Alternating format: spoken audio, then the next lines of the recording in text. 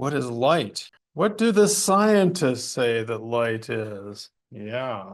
More importantly, can you look at it? Light, that is. Well, though the scientists officially say that we can't, that light is what enables us to see, but we don't see light or something like that because it's actually particle or a wave or electromagnetic radiation or something like that.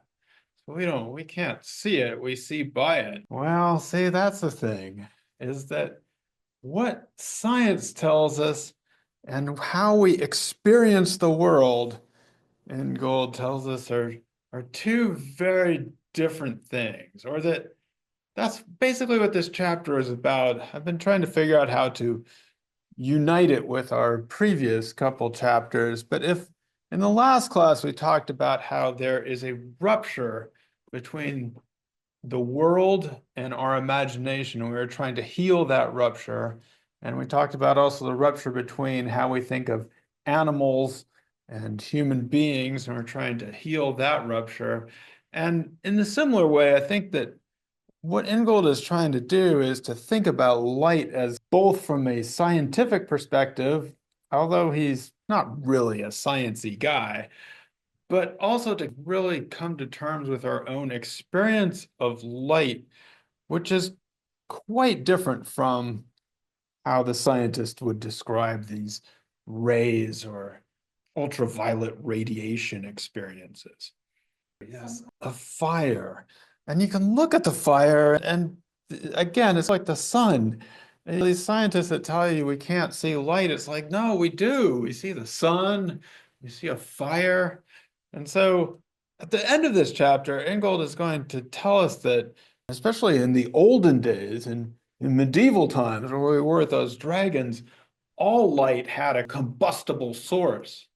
Now we have these modern lights that we just flick on, they light everything up. But in earlier times, everything would have had to have this source of combustion. I need a little bit more light to see what I'm doing, to read. There we go. More like a candle light. So let's go to, if I were a physicist, says page 85, I might be inclined to insist that fundamentally light is a form of electromagnetic radiation on a scale from ultraviolet to infrared, all those frequencies and stuff. Light, thus understood, has no need of eyes, cameras, or telescopes to exist, nor, moreover, is it something we ever see. We may see things by means of light, thanks to rays reflected from their surfaces and reaching the eyes, but we do not see light itself. That's a pretty different way in which we experience light. And then he talks about the candle, and nobody walked along. Did anybody have a candle? Consider the flickering flame of the candle that you hold in your hands as you walk the corridors at night. Is candlelight the flame rising from the wick, or is it the rays emitted therefrom? The scientists tell us it's the rays, but that's crazy. In your experience, the light you see and see with is indeed the flame. It flickers because as you pass, the flame casts shifting patterns of illumination and shadow on the walls of the corridor. Ask a physicist, however, and she would explain that these patterns are not compositions of light and shade, but differential effects of light caused by the parallactic displacement of the source relative to reflecting surfaces, which is not our experience of light. So Ingold is trying to bring these two things together, healing this rupture between the scientists, those physicists, and our actual experience of the world. Now, you talked about seeing stars, but you weren't too excited about the stars. You like stars? Yeah, but they're just little dots of light to you. Yeah, just little dots out there. That's what I see, just dots. You just see dots. So the scientists tell us that these are dots in the distance, sees far away astronomical objects. But in fact, when we see them phenomenologically in our experience, if we've ever had this wonderful experience of being up a roof, we're in the stars. We're like living in them. They're in our heads. Our eyes are stars. We're in the stars themselves. As Ingold says on page 90, rather the head, and he's talking about Romeo. The head itself appears to vanish as we merge in our awareness with that very beyond. You came to consciousness in that moment, you said. I feel like that happened to me too. Used to live when I grew up in Montana, when there wasn't light pollution. And sometimes we'd be drive home late at night, and you'd fall asleep in the back of the car. My wife who lived in New Jersey, remembers a similar experience growing up. You'd fall asleep, and then your parents would take you out of the car, and you'd wake up, and the stars would just be shining in your face all around you, and you'd wake up at midnight, and it was just incredible. But now in Westchester, it doesn't exist anymore. I'm going to put in a plug for a place that some of my family lives now, which is West Texas, around the Big Bend National Park in the United States, is also, I believe, is now designated, I think it is the largest dark sky area in the world, and it actually spans across. Speaking of borders, which we were last class, the border of Mexico also has dark sky limits. So everybody's supposed to adapt and keep their light pollution low so that you can have this area of the world where you can still experience stars like that. So this is, for those of you who've never done it, go somewhere and do it before you get too old, before it goes away. Now, Bill, you asked this question: is light a flame or a ray? Or is an interesting question. Again, physics would answer with the latter. They say it's rays. Light consists in the rays we cannot see, but which afford the sight of things and radiate in straight lines from a source. But phenomenal experience, this experience that we have, tells us otherwise, that light can be seen as plainly as the flame of a candle, that it does not travel in straight lines, but curls up and around, much like the smoke of a fire. There you go. But along a path, words are getting too big. And then he talks about Van Gogh's paintings. And he says that this one, Starry Night over the Rhone. Have you ever seen that one? No, because he says it's kind of sucky in comparison. But Ingold says his first attempt in a painting entitled Starry Night over the Rhone had not been entirely successful. Since bowing to convention, he had depicted each star as a yellow point from which short yellow streaks radiated into a chunky, deep blue sky. Sounds terrible. That one, The Starry Night. But in The Starry Night, the radial streaks gave way to concentric halos, and every star became a vortex in the sky's swirling current. Look at the tree in the foreground. Though dark, it rises and curls exactly like a flame. Oh, you're right. I wouldn't have even said that was a tree. Which is better, this one or this one? These are the Westchester stars. They're dots emanating out. In fact, I don't even think they're that big in Westchester. So, yeah, the scientists would not be happy with this one. It is true that this is perhaps a more accurate portrayal, but Van Gogh is not going for accuracy, he's going for feeling. And in this, he captures more feeling. You also talked to us about the sun. I skipped that part. Got into the stars too much. What's the deal with the sun? So a lot of this stuff is this big word, phenomenology, trying to get us to experience the phenomenon of things rather than as they are in the abstract. We're eye bodies, not bodies with eyes. It confused me. I was hoping nobody would quote it, but there you did. You got into it. I was hoping you'd just skip over that part. Yeah. I take it that when we're really absorbed in something, it's like our whole body has become our eyes. Or Ingold spends a lot of time talking about the face and how we take the interface between and how we have this head, but our face opens us up into the world. So for a phenomenologist, when we're truly immersed in something, our eyes just open out into the world, like when we're immersed in the sun. And then he talks about how that was the feeling that people had in the Middle Ages, you might say, and he talks about a wood drawing that is found in one of these churches, a stave church in Norway. And I couldn't find the actual drawing, but I got kind of into the church. I just had to get this from it because I couldn't find it. I'm sure in full color it's better. This is the sun and the moon. And Ingold says what they're doing here is that the sunbeams are flames. They're not radiating out, they're flame-like. And he gives us this whole thing, which is talking about the original metaphor of a beam of light. And apparently, originally, a beam referred to the tree itself. And so there are all these names for words that are referred to a living tree, and it shows up in these old tree names like white beam, horn beam, and quick beam. None of which I know. Does those sound familiar? Mickey? Beam trees that you know of?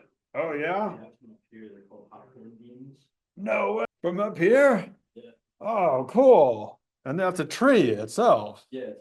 So, okay, so you can see that the beam was a tree. Now, Ingold says later on, beams became the lumber. And so they were straightened out. And so were instead of having sun beams as flames, they'd be straight lines. The timber was felled, the flames extinguished, light dematerialized. The world was straightened out, geometricized.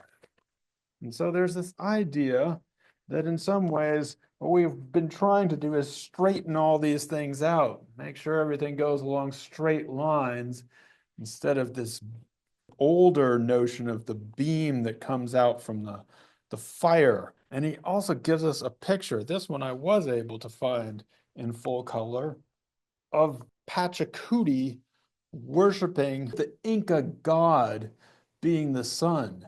And the Inca had this whole idea that the sun is the god, but it also radiated straight lines from their capital of Cusco. And so Ingold, again, on page 92, gives us these fascinating passages about how those with aspirations to absolute power have sought to enlist the sun in their enterprise, even to model their rule upon that of the sun itself. And so what he's saying is you have the sun and you have the beams of light from it, and the people who want absolute power are always trying to harness the sun. Nor is it any accident that royal and radial are derived from the same root, or that the ruler is both a sovereign and an instrument for making straight lines. Not an accident. A ruler is the person who rules as the king or the sovereign, but is also the person who is able to make straight lines.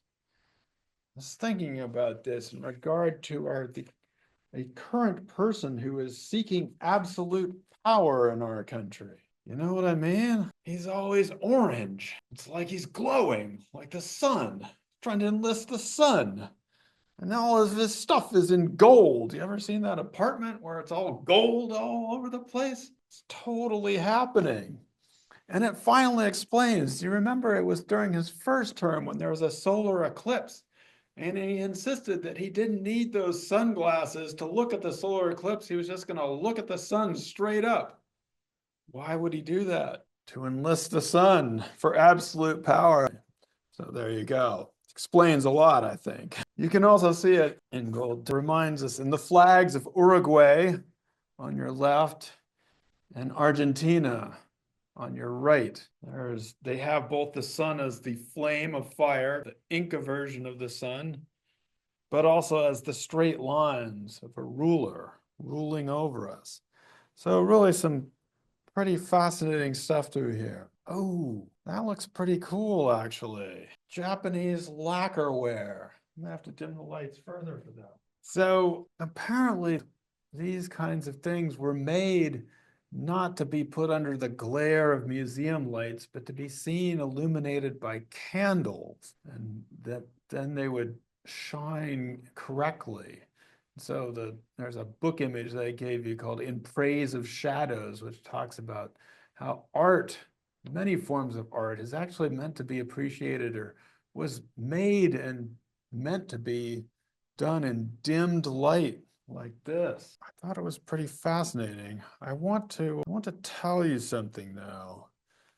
This is a lot of text. You have to write it down because it's more like me. It's a confession I have to make in comparison to this chapter from Ingold. I got into anthropology for very different reasons than looking at sun and light and stars. I got into anthropology because I was reading from the works of Eric Wolf and Sidney Mintz, who were buddies. They were anthropologists, historians, Marxian types who were very concerned with issues of inequality and power in the modern world. Mintz and Wolf did their first field work in Puerto Rico for an anthropology book called The People of Puerto Rico. The editor was Julian Stewart, who's actually one of the most famous cultural ecologists in anthropology. And Mintz would later go back to Puerto Rico for fieldwork in other islands of the Caribbean. And this was in the 1950s and the 1960s, at a time when anthropologists were starting to shift from a study of so-called traditional peoples, but they were far out traditional peoples. They were the really traditional. And so Mintz and Wolf were shifting to a study of small agriculturalists or peasants and a study of what it meant to live in the modern world. And so Mintz says here that where he was going in Puerto Rico, there were houses constructed of old Coca-Cola signs, a cuisine littered with canned corned beef and imported Spanish olives, ritual shot through with the cross and the palm leaf. It's basically saying there's a lot of Catholicism there. Languages seemingly pasted together with ungrammatical Indo-European usages. He's here talking about languages like Haitian Creole and other really cool languages in the Caribbean, but a lot of people didn't think they were actually languages. All observed within reach of radio and television. These are not the things anthropologists' dreams are made of. And what he was saying is that in the day, people wanted to study true primitives, the real authentic people, hunters and gatherers, and those kinds of things. Probably more like the people Ingold was studying, to be honest. But for me, this was the kind of anthropology that I wanted to do because I was interested in issues of inequality, power, why people were in different places in the world. And so my first field work was in Ecuador and in Colombia, in southwestern Colombia. And it was with small farmers who were definitely Catholic, within the reach of radio and television. They had a better house than built out of Coca-Cola signs. And my first academic article was about how people in this area were shifting from cooking with coals and fire to cooking with gas stoves. And in fact, that was something that many people were doing at that moment, was starting to cook over gas burners instead of the more traditional hearth and smoke and fire. And for many people, this was a huge improvement in their lives. It's actually very difficult to cook over a fire, and if you do it repeatedly, especially, it's definitely hard if the women are doing most of the cooking, it's hard on their eyes. It's a difficult process. You can't get a consistent heat. And my own approach was I was thinking about how people were using this to seize this idea that they were becoming modern. They were actually very interested in modernization, but at the same time preserving their own way of life and their own traditions at the time. And so I was really not interested in what you might call pre-modern type anthropology. And I remember Sidney Mintz himself when he would tell us that he used to write letters to this very famous anthropologist, Claude Lévi-Strauss, who is perhaps one of the founders of anthropology in France, in the same way that we think of Franz Boas, one of the founders of anthropology in the United States, or Malinowski as one of the founders of anthropology in in in the UK, even though he was from Poland. But in the world, perhaps Levi Strauss is the most famous anthropologist in the world, a French anthropologist. And he and Mintz used to exchange letters as anthropologists. But Mintz said that Levi Strauss and others just weren't interested in any people who had electricity.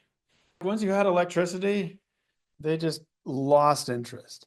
And I thought this was incredibly obnoxious because people want electricity. They need it for their lives. And to say that you had nothing to say anthropologically, or your study was of no interest anthropologically if people had electricity, just didn't seem to work for me.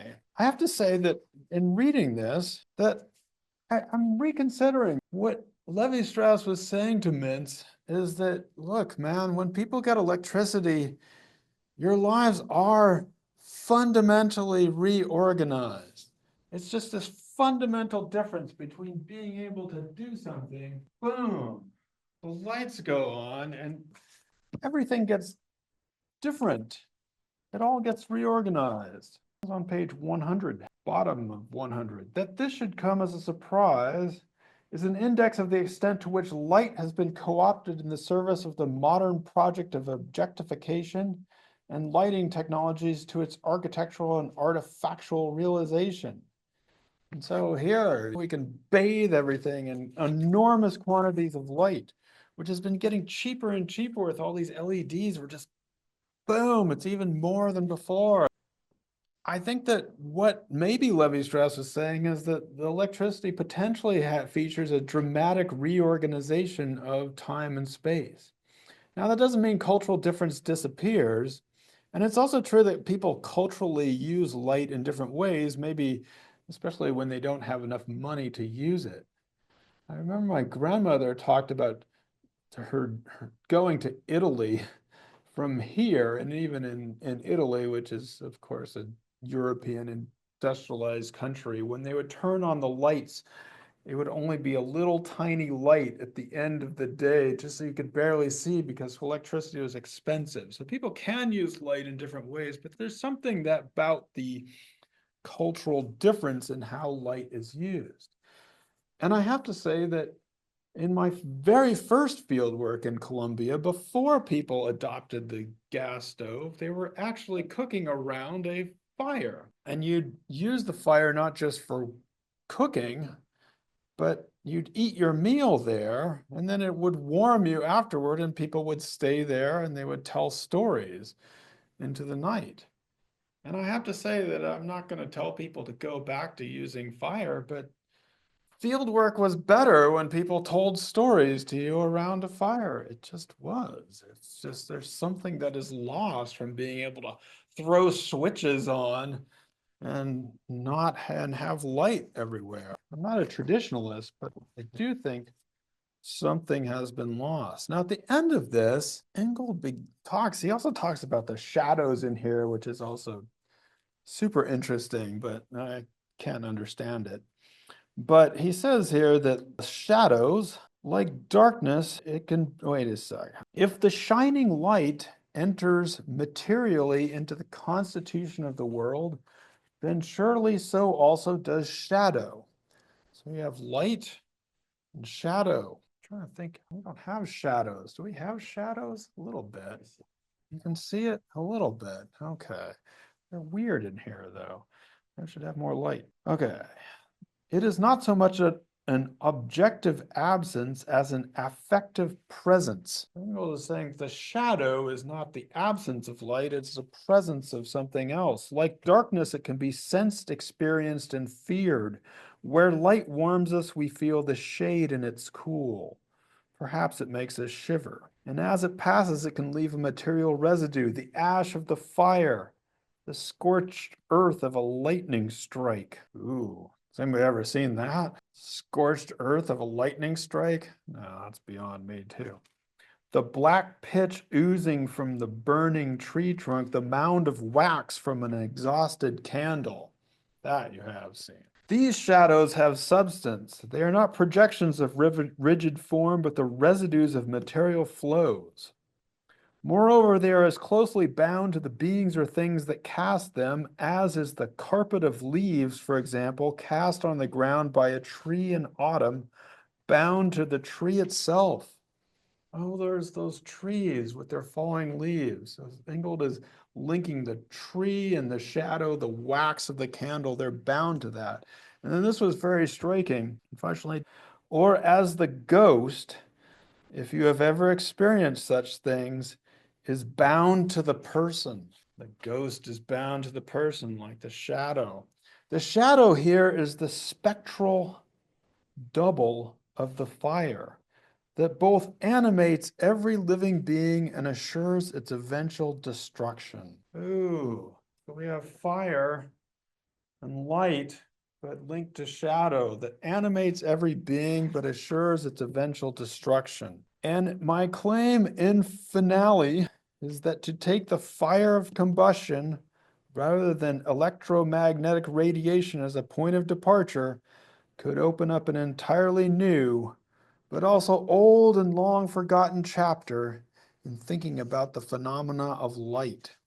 So getting back to what we were talking about at the beginning, this idea that light, yes, it's electromagnetic radiation. We don't want to dismiss the scientists here, but it is also that fire, that point of combustion, the fire of combustion, which is how most people experience light in the old days. They did not experience light as something you could just throw on at any moment or shine out or push a button on your phone and all of a sudden light. You had to have some form of combustion. You had to make light, or you could experience light as the sun.